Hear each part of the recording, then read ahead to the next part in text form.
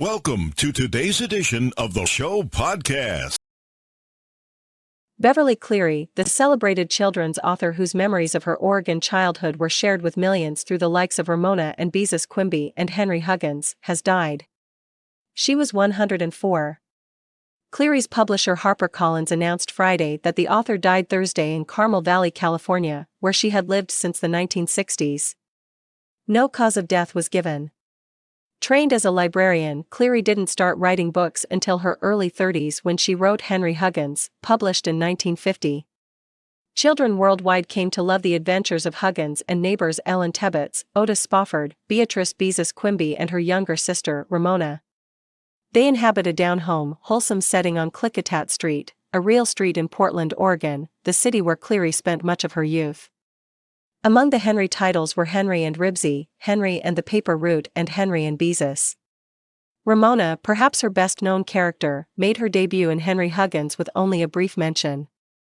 All the children appeared to be only children, so I tossed in a little sister, and she didn't go away.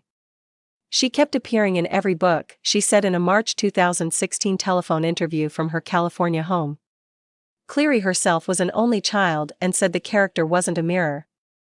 I was a well-behaved little girl, not that I wanted to be, she said. At the age of Ramona, in those days, children played outside. We played hopscotch and jump rope, and I loved them and always had scraped knees. In all, there were 8 books on Ramona between Beezus and Ramona in 1955 and Ramona's World in 1999. Others included Ramona the Pest and Ramona and Her Father. In 1981, Ramona and her mother won the National Book Award. Cleary wasn't writing recently because she said she felt it's important for writers to know when to quit. I even got rid of my typewriter. It was a nice one, but I hate to type. When I started writing, I found that I was thinking more about my typing than what I was going to say, so I wrote it longhand, she said in March 2016. Although she put away her pen, Cleary re-released 3 of her most cherished books with 3 famous fans writing forewords for the new editions.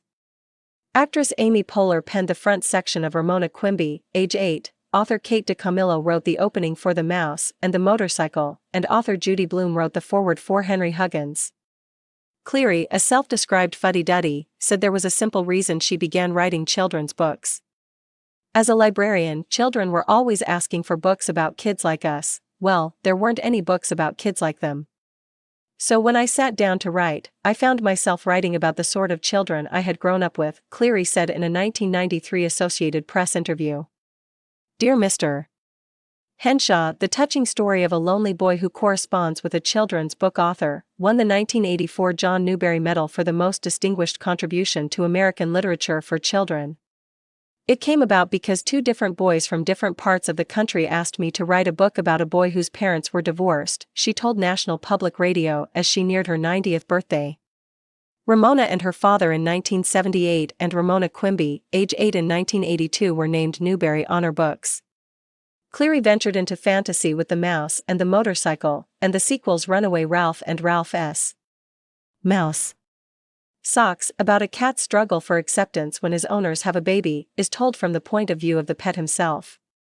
She was named a living legend in 2000 by the Library of Congress.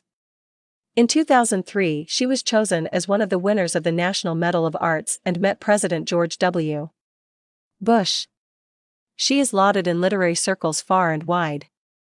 She produced 2 volumes of autobiography for young readers, A Girl from Yamhill, On Her Childhood, and My Own 2 Feet, which tells the story of her college and young adult years up to the time of her first book. I seem to have grown up with an unusual memory. People are astonished at the things I remember. I think it comes from living in isolation on a farm the first 6 years of my life where my main activity was observing, Cleary said.